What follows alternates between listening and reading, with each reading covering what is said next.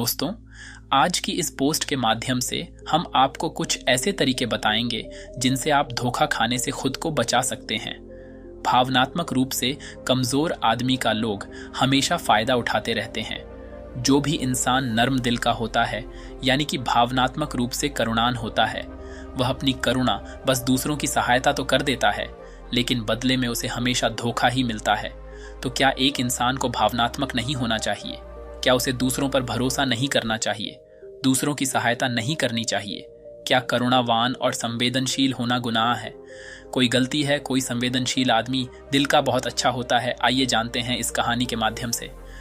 उससे पहले अगर आप भी भगवान बुद्ध को दिल से मानते हैं और उनके सच्चे भक्त हैं, तो कहानी को पूरा सुने और कमेंट बॉक्स में नमो बुद्धाय अवश्य लिखें। एक बार एक युवक जंगल के वृक्ष पर मुक्के मार रहा था। वह बहुत जोर जोर से मुक्के मार रहा था। वह अपने मन का गुस्सा निकालने की कोशिश कर रहा था। शायद उसको किसी ने धोखा दिया था या फिर उसके साथ बहुत बुरा हुआ था, जिससे वह बहुत ज्यादा परेशान था। उसे कहीं भी शांति नहीं मिल रही थी। वह लगातार उस वृक्ष पर मुक्का मार रहा था, जिससे उसकी उंगलियां लहूलुहान हो चुकी थी। उसी जंगल में एक शीतल पानी का झरना था। वहां पर एक बौद्ध भिक्षु रोज संध्या के समय स्नान करने आया करते थे। यह उनका नित्य का नियम था। आज जब वह इस रास्ते से स्नान करने के लिए उस जंगल में आए तो उन्होंने देखा कि युवक जोर जोर से चीख रहा था और रो रहा था और लगातार उस वृक्ष पर मुक्के मारे जा रहा था। उस युवक के आसपास कोई मौजूद नहीं था। इससे उस भिक्षु को उस युवक की चिंता होने लगी। उसने सोचा कि अगर मैं इसे ऐसे ही अनदेखा करके चला जाऊं तो कहीं यह आत्महत्या ना कर ले। ऐसे विचार आने के बाद भी वह कुछ नहीं बोले। वह लगातार उस युवक की तरफ देखे जा रहा थे। कुछ देर तक तो उस युवक ने उस भिक्षु को नजरअंदाज किया, लेकिन कुछ देर बाद उसे अजीब सा लगने लगा। उसने सोचा, ना तो यह मुझे रोक रहा है और ना ही कुछ कह रहा है। यह तो बस मुझे देखे जा रहा है। इसका क्या मतलब है? बहुत अजीब आदमी है। ऐसे ही विचार उस युवक के मन में उठने लगे। जब कुछ देर बाद भी वह भिक्षु कुछ नहीं बोला तो युवक ने अचानक से उस भिक्षु से पूछा कि महाशय, आप अपने रास्ते क्यों नहीं चले जाते? आपको क्या मतलब? आप यहाँ रुककर मुझे देख क्यों रहे हैं? भिक्षु ने बहुत शांत स्वर में कहा कि मैं तुम्हें रोक नहीं रहा हूँ, तुमसे कुछ कह नहीं रहा हूँ, तो मुझसे तुम्हें क्या परेशानी है? मेरी तरह ही यह वृक्ष, पौधे और पक्षी, यह सब तुम्हें तो देख ही रहे हैं। जब इनसे तुम्हें कोई परेशानी नहीं है तो मुझसे क्यों परेशानी है? यह सुनकर और युवक जोर से चीख कर बोला, मुझे सबसे परेशानी है, मैं सबसे नफरत करता हूँ। यहाँ पर सब धोखेबाज गद्दार लोग रहते हैं, कोई किसी का नहीं होता इस दुनिया में। इस तरह बोलते बोलते वह फूट फूट कर रोने लगा और रोए जा रहा था और भिक्षु उसे देखे जा रहा था। वह भिक्षु उसे चुप कराने की कोशिश भी नहीं कर रहा था। यह बात तो उस युवक को और ज्यादा अजीब लगी। अब रोना बंद करके उस युवक ने सीधे होकर उस भिक्षु से कहा, आप बहुत अजीब आदमी हैं। आपके सामने कोई इंसान रो रहा और आप उसे चुप भी नहीं करा सकते। आपके मन में बिल्कुल भी संवेदना नहीं है। बहुत अजीब और कठोर हृदय वाले साधु हैं। आपको अपने साधु होने पर खेद होना चाहिए और ऐसे ही ना जाने क्या क्या जली कटी बातें वह युवक उस भिक्षु को सुनाने लगा। कुछ देर बाद जब युवक का गुस्सा निकल चुका, तब भिक्षु ने बहुत ही शांत स्वर में कहा कि आज मैं तुम्हें कंधा दे सकता हूँ, तुम्हारे आंसू भी पहुंच सकता हूं, लेकिन इससे तुम्हारी समस्या का समाधान नहीं होगा। कुछ देर के लिए तुम्हारा मन शांत हो जाएगा। उसके बाद फिर वही जिंदगी, वही लोग जो तुम्हें आज कंधा देने के लिए भी तुम्हारे पास नहीं है। फिर से तुम उसी जिंदगी में लौट जाओगे। कोई तुम्हें धोखा देगा, कोई तुम्हारा फायदा उठाए और तुम अपने मन को ऐसे ही तकलीफ पहुंचाते रहोगे। तो आंसू पोंछने की बजाय तुम्हें मुझसे कुछ ज्ञान की बातें जान लेना चाहिए, जिससे तुम्हें जीवन में कोई भी धोखा ना दे सके, तुम्हारी अच्छाई का कोई भी फायदा ना उठा सके। याद रखना, आंसू पोंछने वाले तो तुम्हें बहुत मिल जाएंगे, लेकिन ध्यान और सही समझ देने वाला कभी कभी कोई इंसान मिलता है। भिक्षु ने उसे बताया कि मैं पास ही के झरने में स्नान करने के लिए जा रहा हूँ। बहुत ही शीतल पानी है वहाँ का। अगर तुम चाहो तो तुम भी मेरे साथ जा सकते हो। यहाँ पर अकेले परेशान होने से अच्छा है कि तुम झरने के शीतल पानी में स्नान करो, जिससे तुम्हारा दिमाग, मन, मस्तिष्क और तुम्हारा शरीर सब कुछ पवित्र हो जाएगा। यह सुनकर वह युवक उस भिक्षु के पीछे पीछे हो लिया। जंगल के बीचों बीच रास्ता झरने की तरफ जाता था। जंगल में सन्नाटा छाया हुआ था। उनके पैरों तले सूखे पत्तों की चरमरा की आवाज पूरे जंगल में गूंज रही थी। आज पूर्णिमा की रात थी और आसमान में चांद अपनी उजली रोशनी उस जंगल में फेंक रहा था। उस रोशनी में दोनों उस झरने की तरफ चले जा रहे थे। रास्ते में चलते चलते उस युवक ने उस भिक्षु से कहा कि महात्मा, आपकी ज़िंदगी मस्त है, आपको किसी चीज़ की कोई परेशानी नहीं है। आपको पता है कि दुनिया में कैसे कैसे लोग रहते हैं, कितने धोखेबाज, कितने मक्कार, और सबसे महत्वपूर्ण बात, अपने लोग ही धोखा देते हैं, जिनसे हम प्रेम करते हैं, जिनको हम अपना मानते हैं। जब उन्हीं से धोखा मिलता है तो कैसा महसूस होता है। कभी कभी तो लगता है कि भोले और दयालु लोगों के लिए ये दुनिया नहीं बनी है, ये धोखेबाज के लिए है, मक्कार के लिए है। वहीं यहाँ पर फलते फूलते हैं, वही आनंद से जीते हैं। और हमारे जैसे लोग जो दूसरों की सहायता करते हैं, दूसरों को अपना मानते हैं, वह हमेशा जीवन भर दुख में रहते हैं। यही जीवन की सत्यता है और यही संसार है जिसमें हमें रोज घुट घुट कर मरना होता है। गुरुदेव, आपने सही किया, ऐसी जिंदगी को त्याग दिया, पीछे रहने दिया। अब बस अपने में मस्त, किसी से कोई परेशानी नहीं है, किसी की कोई चिंता नहीं। मैं भी सोचता हूँ कि मैं भी संन्यास ले लूँ। यह सुनकर उस भिक्षु ने कहा कि तुम्हें क्या लगता है, सन्यासी जीवन बहुत आसान होता है। भिक्षु ने बहुत शांत स्वर में कहा कि तुम्हें तो 2 वक्त की रोटी तो शांति से मिल जाती है, हमें तो कभी कभी वह भी नसीब नहीं होती। अगर भिक्षा मिल जाती है तो हम खा लेते हैं, वरना हमें तो भूखा ही सोना पड़ी देता है। यही हमारा सन्यासी जीवन है। हमें हमेशा नीचे सोना रहता है, सिर्फ एक लंगोट में रहना होता है, चाहे कैसा भी मौसम क्यों ना हो। तो यह सब तुम्हें आसान लगता है तो तुम भी सन्यासी बन जाओ। युवक ने कहा कि आप कहते तो ठीक ही हैं, संघर्ष तो दोनों तरफ है, सांसारिक जीवन में भी और सन्यासी जीवन में भी।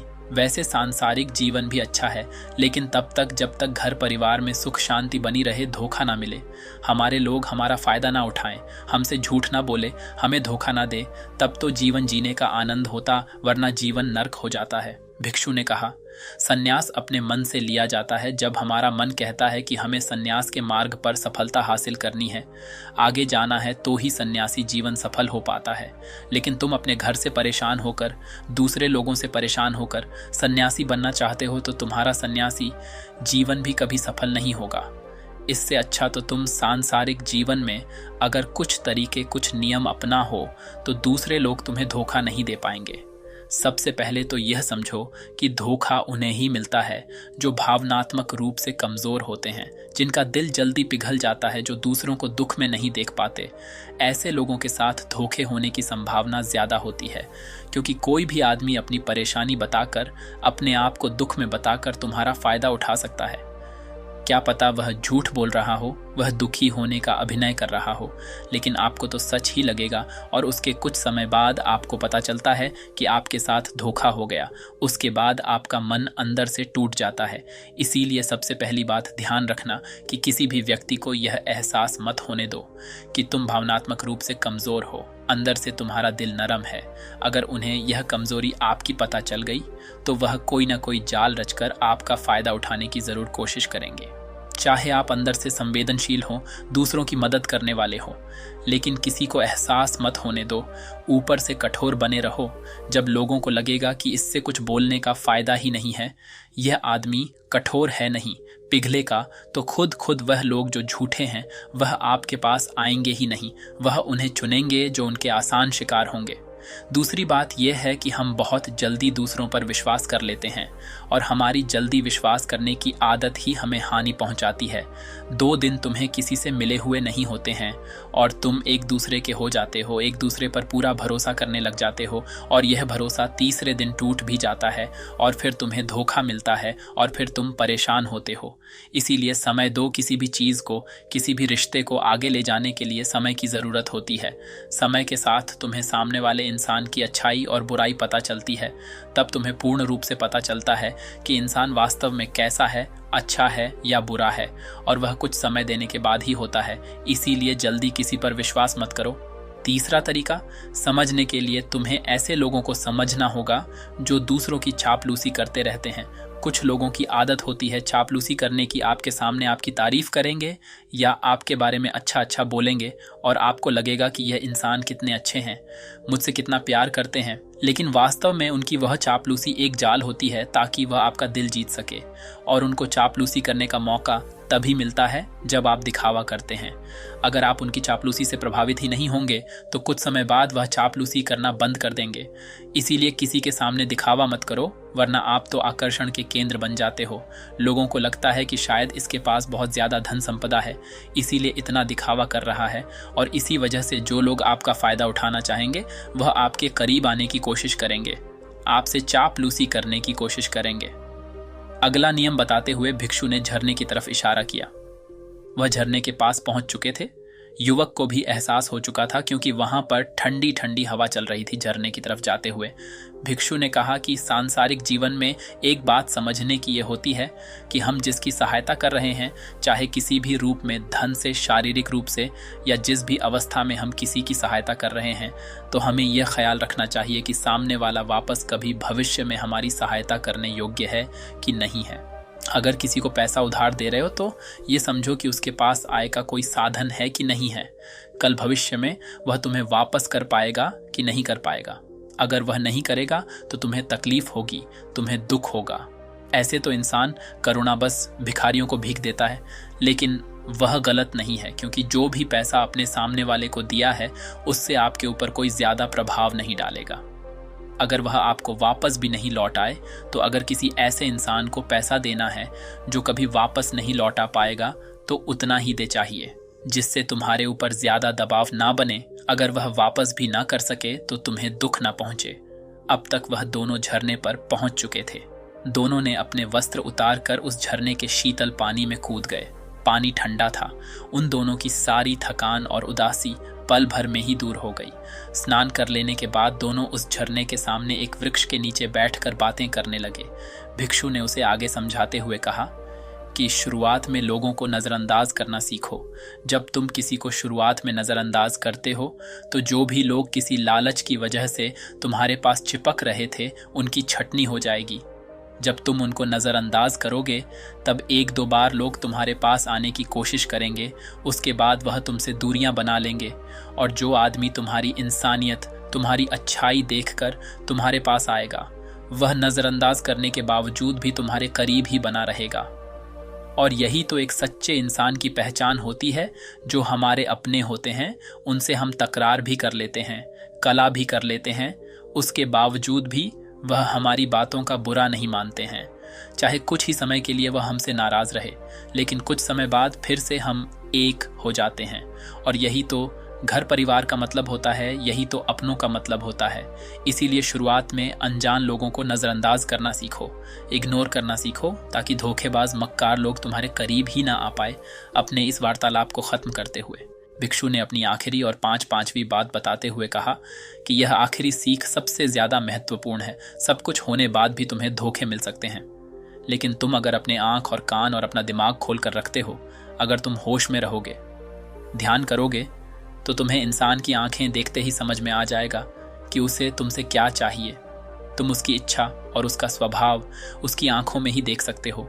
लोगों की आंखों में, उनकी वाणी में, उनके स्वभाव में उनका सब कुछ दिखाई देता है। बस हम ही अपनी आंखें मूंह कर रहते हैं। दूसरे लोगों से जानो, उसके रिश्तेदारों से जानो, उसके परिवार वालों से जानो कि वह इंसान कैसा है, दूसरों के साथ उसका व्यवहार कैसा है, उसकी जांच करो, तब किसी पर विश्वास करो। ऐसे ही किसी पर विश्वास मत कर लेना। अगर तुम किसी के साथ लंबे समय तक भरोसा करना चाहते हो, किसी के साथ कोई संबंध बनाना चाहते हो और कोई दोस्ती करना चाहते हो या किसी की मदद करना चाहते हो, तो इन सभी परिस्थितियों के बारे में तुम्हें ज़रूर पता होना चाहिए कि दूसरे लोग उस इंसान के बारे में क्या सोच रखते हैं। इसके बाद तुम जीवन में कभी भी धोखा नहीं खाओगे और तुम्हें कभी भी धोखे की वजह से पछताना नहीं होगा। इसी तरह की बातें करते हुए भिक्षु और वह युवक दोनों जंगल से बाहर आ गए और अपने अपने घर को चले गए। दोस्तों, इसी तरह और भी मोटिवेशनल वीडियो के लिए आप हमारे चैनल को लाइक करें, शेयर करें और बेल नोटिफिकेशन को ऑल पर सेलेक्ट ज़रूर करें। धन्यवाद।